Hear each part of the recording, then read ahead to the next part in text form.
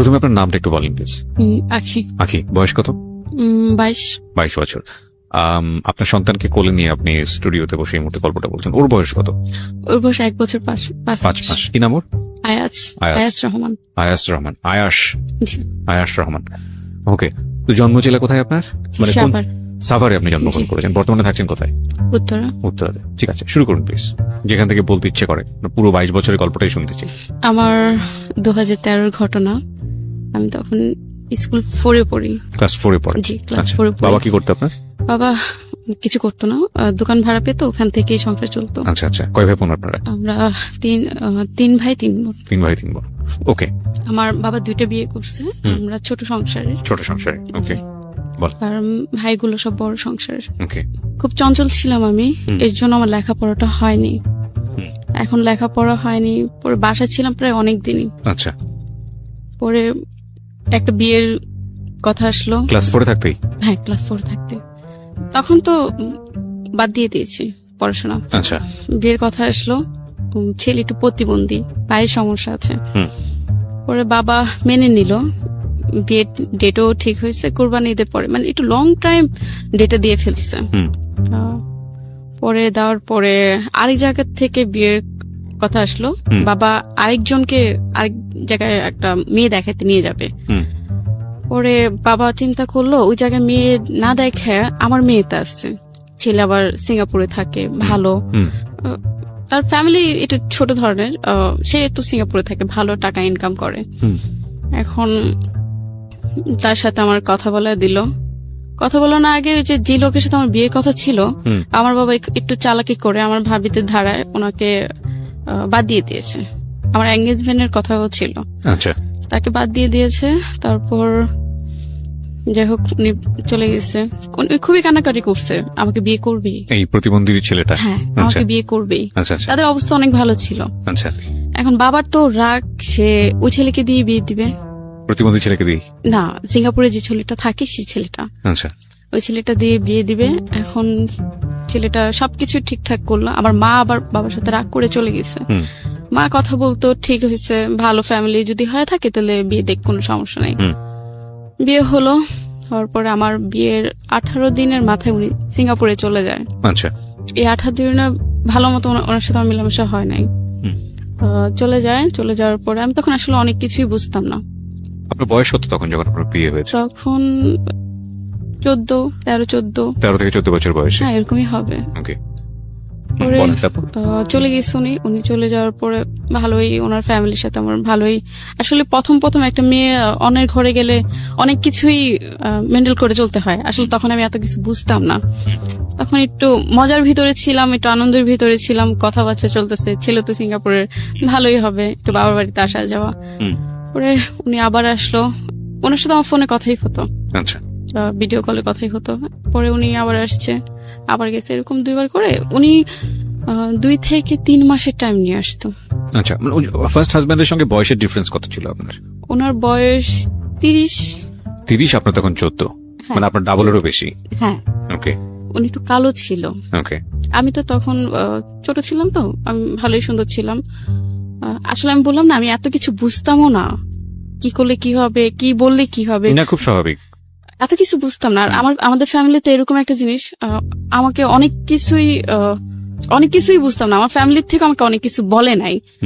ভয় পেলে কি হবে, কেউ একটা কথা বলে কি উত্তর দিতে হবে, এগুলো আমাকে কখনো শেখায় না। জ্ঞানের প্রয়োজন সেগুলো কখনোই শেখানো হয় না। কখনোই না।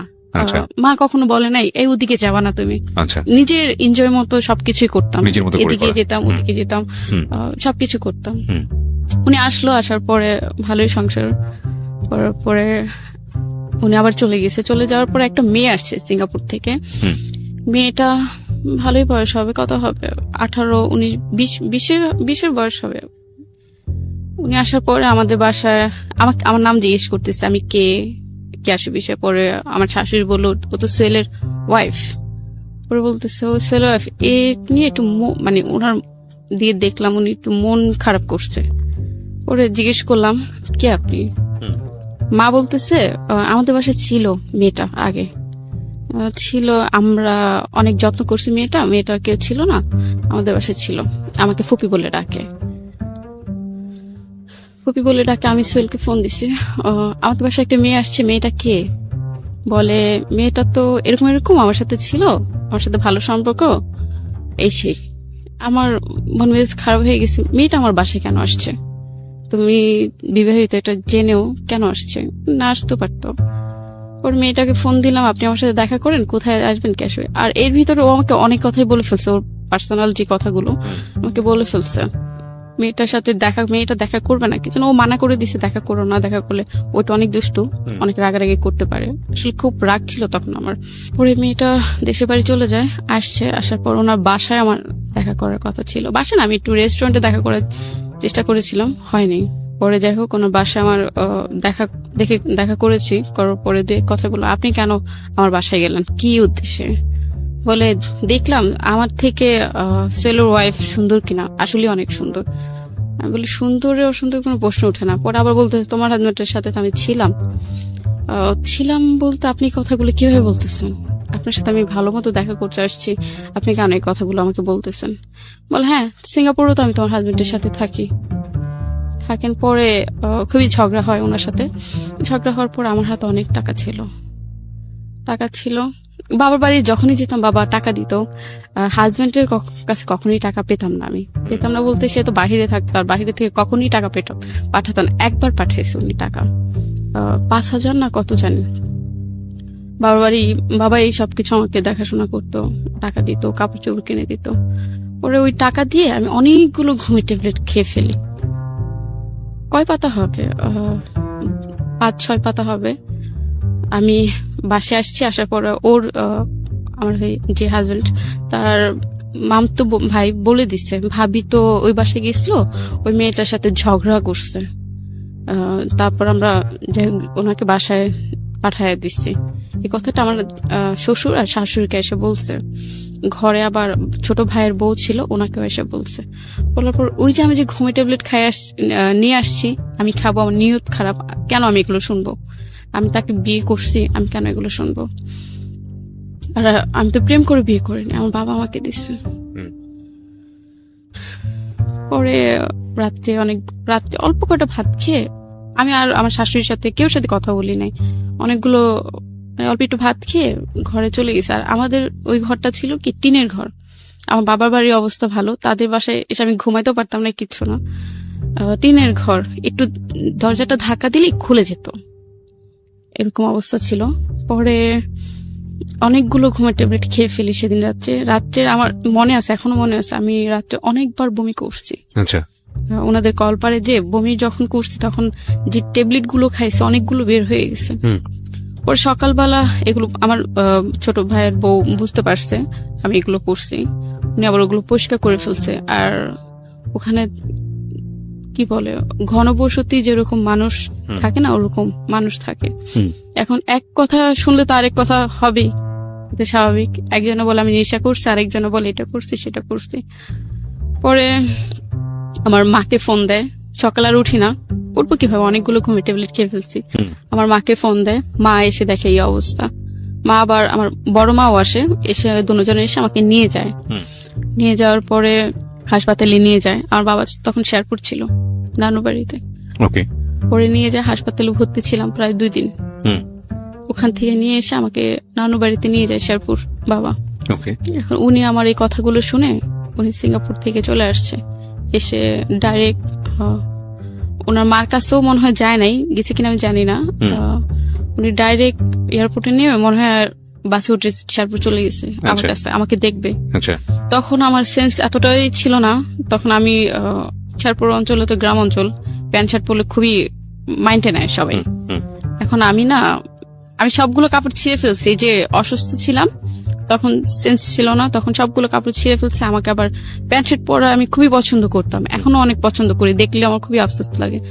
তখন প্যান্ট শার্ট অনেকগুলো নিছি ব্যাগে করে, নেওয়ার পরে ওগুলো পরছি। আমার হাজবেন্ড একদমই পছন্দ করে নাই, বাবা ওই জিনিসটা মেনে নেয় নাই। পরে আমাকে গায়ে হাত দিল, কেন এটা পরছো, তুমি অন্য কিছু পরো। পরে প্যান্ট শার্টই পরছে, অন্য একটা নিছি।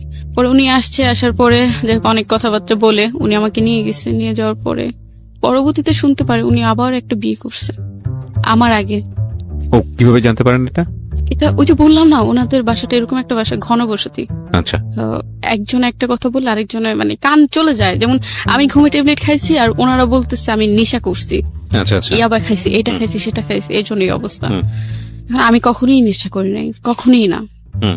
শুনতে পারি ওনার একজন ওয়াইফ ছিল, ওনারা চালাকি করে ওনাকে বাদ দিচ্ছে। হুম। অনেক বছর আগের কথা। পরে সোহেলকে জিজ্ঞেস করলাম এটা কেন, মানে কেন করছো, আমাকে বলতে পারতা, আমার ফ্যামিলিকে বলতে পারতা তোমার ওয়াইফ আসছে, হুম। বিয়ে করছিল বা মানে আগে একটা বিয়ে করেছিল সে। হ্যাঁ, সেটা বলে আমাকে নিতে পারতো বা আমাকে আমার ফ্যামিলিকে জানাতে পারতো। হুম। পরে আমার ফ্যামিলিকে এসে বললাম বাবা এই ঘটনা, আপনারা কিভাবে দিলেন এটা, কিভাবে সম্ভব? বাবা আর কিছু বলেন। আর বাবা খুবই রাগী ছিল আমাদের বাসায়, বাবাকে অনেক ভয় পেত সবাই। পরে ওনার সাথে ওই যে মেয়েটারে যে আমি গায়ে হাত দিছি, এই মেয়েটার সোহেলকে উল্টাপাল্টা কথা বলছে, বলে এরপরের থেকে সোহেল আমার সাথে আর যোগাযোগ করে না, কথা বলে না। আমি একটু চকলেট, একটু আইসক্রিম খেতে খুবই পছন্দ করতাম, হিসাব ছাড়া। উনি কি করতো, অন্য মেয়েদের, বাংলাদেশে অন্যান্য মেয়েদের তার সাথে খুব ভালো রিলেশন ছিল, সেই মেয়েদের ভিসা পাঠাইতো সিঙ্গাপুরে যাওয়ার জন্য। আচ্ছা। চকলেট পাঠাইতো, চকলেট পাঠায় ছবি তুলতো, মেয়েটা চকলেট খেত আর ছবি পাঠাইতো আমার কাছে। আমাকে খুবই বাজে ভাবে গালিগালাজ করতো, তুই এটা, তুই সেটা। মানে ওই মেয়েটার সাথে ঝামেলা করার পর থেকে আমার লাইফে শুরু হলো, তুই এটা, তুই সেটা। বিশ্বাস করবেন না, আমার আগের মোবাইলটা যদি থাকতো, যদি মেসেজ গুলো দেখতেন, আপনি নিজেই কান্না করতেন। এগুলো আপনার হাজবেন্ড আপনাকে বলে বলে পাঠাতো? হ্যাঁ, আমার খুবই কষ্ট লাগতো। ওনার মা একদিন আমার গায়ে হাত দিল এসব কারণে। ওনার ভাইও বিবাহিত, ওনার একটা বেবি আছে। ওনার ভাই বাসা আবার কেউ ছিল না, ওনার মাও ছিল না, আমি আবার একা বাসায়। পরে ওনার ভাই সুযোগে সদ্ব্যবহার করছে। রাত্রে ফজরের একটু আগে সে আমার রুমে এসে, বললাম না দরজা ধাক্কা দিলেই দরজা খুলে যায়, উনি বাসার রুমের ভিতর ঢুকে। তখন আমার আসলে বলার কিছু ছিল না, আমি কেউ কিছু বলতেও পারি না, কিচ্ছু না। সকালবেলা মাকে ফোন দিয়ে বলি, মা ওর ভাই তো আমার সাথে এই ঘটনা। মা বলতেছে কেউ কিছু বললো না, বললে ঝামেলা হবে। বিশ্বাস করবেন না, আমার মাথা পায়ের থেকে মনে হয় মাটি ছিল না। ওনার ওয়াইফ দেশের বাড়িতে যায়। কার ভাই? ওর আমার হাজবেন্ডের ছোট ভাই। আপনার দেবরের ওয়াইফ? দেবরের ওয়াইফ ইয়েতে যায়, গ্রামের বাড়িতে যায়। এখন আমার শাশুড়িও বাসায় ছিল না, উনি ভোর সকাল আগে চলে গেছে। উনি আবার জব করে, সরকারি জব করে। উনি আবার ভোর সকাল আগে চলে গেছে। যাওয়ার পরে আমি আবার মানে টয়লেট থেকে এসে দরজা ভালো মতো আটকে নেই, কিছু না, ভাবছি সকাল হয়ে যাবে, সবাই উঠবে। আপনার হাজবেন্ড কি তখন দেশের বাইরে? হ্যাঁ, দেশের বাইরে ছিল। তখন যে কৌশল আমার রুমে ঢুকে সে আমাকে বলতেছে, ভাবি চার্জারটা দেন। ওরা আমি অনেক বিশ্বাস করতাম, একসাথে ওর ওয়াইফের সামনে একসাথে সাইডে শুয়ে টিভি দেখতাম। আমার পুরো মানে আমার শাশুড়ি, আমার শ্বশুরের সামনে ইয়ে করতাম, শুয়ে টিভি দেখতাম। ওর মেয়ে ছিল, মেয়েটা বুকে নিয়ে টিভি দেখতাম। এখন সে বলতেছে, ভাবি চার্জারটা দেন। আমি কই আমি শুয়ে আছি, দরজাটা ধাক্কা দিয়ে তুমি চার্জারটা নিয়ে যাও। পরে চার্জার নেয় নাই, সে রুমে ঢুকেই আমাকে মুখ চাপ দিয়ে বাজে একটা। আমি ইন্ডিটেইল নিতে চাচ্ছি না, সামহাউ যে ঘটনাটা ঘটেছে। তারপর সে বিশ্বাস করবেন না, মানে আমি কখনই ভাবি নাই ও আমার ছোট ভাইয়ের ভাই, ওরা আমার নিজের ভাইয়ের মতো দেখতাম। কিছু একসাথে ঘুমাতাম, একসাথে কথা বলতাম। আপনি কি করলেন এরকম একটা ঘটনা ঘটে যাওয়ার পরে? তখন মাকে বললাম, মা এই ঘটনা, সে তো আমার সাথে এটা করছে। মা বলতেছে কেউ বলা দরকার নাই, বললে তোমার সংসার টিকবে না। পরে ঘুমিয়েছিলাম অনেকক্ষণ, খুবই কষ্ট পাইছি। আবার সেদিন আবার আমার হাজবেন্ডের জন্য গরু মাংস পাঠানোর কথা ছিল বাইরে। কোন দেশে থাকতো? সিঙ্গাপুরে কথা ছিল ওনার জন্য গরু মাংস রান্না করো। তখন আমার শাশুড়ি বলতেছে, কি হয়েছে, এরকম শুয়ে থাকলে হবে, যাও বাজার থেকে গরু মাংস কিনে নিয়ে আসো, অল্প আছে আরো নিয়ে আসো। আপনি শাশুড়িকে বলেছিলেন এই ঘটনাটা? আমার মা বলেছিল। আপনার মা বলেছিল, রেসপন্স কি ছিল? কোনোটাই না, বলতেছে আমার ছেলে আসুক, আমার ছেলেকে জিজ্ঞেস করবো।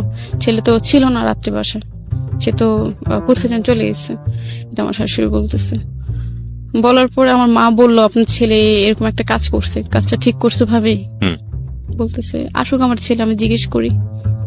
সকালে উঠে গরু মাংস আনতে গেছি, চিলাচিলিতে গরু মাংস আনতে গেছি, পাই নাই। বাসায় এসে বাসার দিকে তখনই বের হয়ে গেছি। বের হয়ে আমি দক্ষিণখান থানায়, উত্তরা থানায় গেছি, দক্ষিণখান থানায় গেছি। পরে সবকিছু খুলে বললাম। মানে থানায় গেছেন মানে কি আপনি কেস করার জন্য? হ্যাঁ। এই সিদ্ধান্তটা আপনাকে কে দিয়েছিল? আমার নিজে, আমি আমার হাজবেন্ডকে বলছিলাম। আচ্ছা, বলার পরে এই ঘটনা তোমার ভাই এটা করেছে, বলে তুমি আমার ভাই বলে কেউ নাই, তুমি মামলা করতে পারো বা কিছু করতে পারো। উনি আপনাকে ইন্সপায়ার করেছে? হ্যাঁ। Very good, excellent.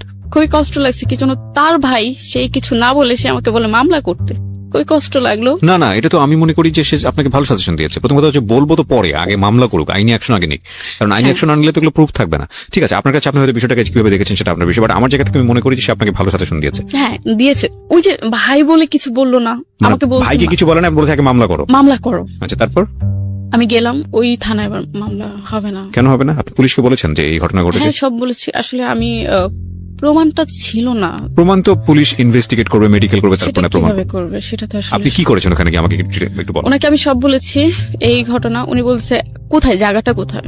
পরে আমি জায়গাটা বলছি এখানে, বলে এখানে না, আপনি এয়ারপোর্ট থানা যান। আচ্ছা, মানে ওই থানার মধ্যে আমি জানি আর কি, থানা এরিয়া তো অন্য থানায় চলে গিয়েছিল। হ্যাঁ, আমি জানতাম না কোন থানায় গেলে কি হবে। আচ্ছা, এটা আমি জানতাম না, যেন কখনোই ভাবি না আমি থানায় যেতে হবে। ওকে। পরে এয়ারপোর্ট থানায় গেলাম, পরে বলতেছে এটা এখানে না, Okay. আপনি এয়ারপোর্টের ভিতরে একটা থানা আছে, আপনি ওখানে যান। আচ্ছা, তারপর হাতে টাকা ছিল না, খুবই কষ্ট করে আমি হেঁটে হেঁটে হেঁটে হেঁটে গেছি খুঁজ করে। পরে যে অনেকক্ষণ বসেছিলাম, বললাম আপনার সাথে একটু কথা বলবো। অফিসারে বলতেছে আপনার সাথে একটু কথা বলবো। বলে কি কথা বলবেন? আমি ওনার সামনে বলা যাবে না, একটু লোক ছিল, উনি অফিসার ছিল, আমি আসলে জানি না, আমার তো ওরকম ভাবে বলে নাই উনি অফিসার ছিল। এখন বলতেছে, আমি অনেকক্ষণ বসে আছি, কিন্তু লজ্জার কথা বলা যাবে না কেউ সামনে, তখন ছোট ছিলাম, বুঝতেও পারিনি। অনেকক্ষণ পরে বলতেছে, উনিও তো অফিসার, আপনি বলেন ওনার সামনে কি বলতে চান, আপনি অনেকক্ষণ ধরে বসে আছেন। দুজনে কি পুলিশ অফিসার? হ্যাঁ। কোন মহিলা অফিসার ছিল না থানাতে? ছিল না। আচ্ছা, তারপর পরে বললাম আমার সাথে এই ঘটেছে, এই ঘটনা, আমি মামলা করতে চাই। আপনার বয়স কত? কই 14 হবে, 13-14 হবে। বলে আপনাকে বিয়ে দিছে, আপনার বাবা মাও ধরে নিয়ে যাব, আপনার শ্বশুর শাশুড়িকে ধরে নিয়ে যাবো, কিন্তু আপনি নাবালক। তখনই আমি আসলে নাবালক ছিলাম, দুজনকে ধরে নিয়ে যাব। একটু ভয় লাগছে, আমার শ্বশুর বাড়ির লোকগুলো ধরলে আমার কোনো আপত্তি না, আমার বাবা মাকে যদি ধরে তাহলে আমার খুবই কষ্ট লাগবে, আমার কারণে আমার বাবা মা কিছু হবে, সেটা আমি কখনোই চাই নাই, ভয় লাগছে। তারপর বলতেছে আপনার শ্বশুরের নাম্বার আছে? হ্যাঁ।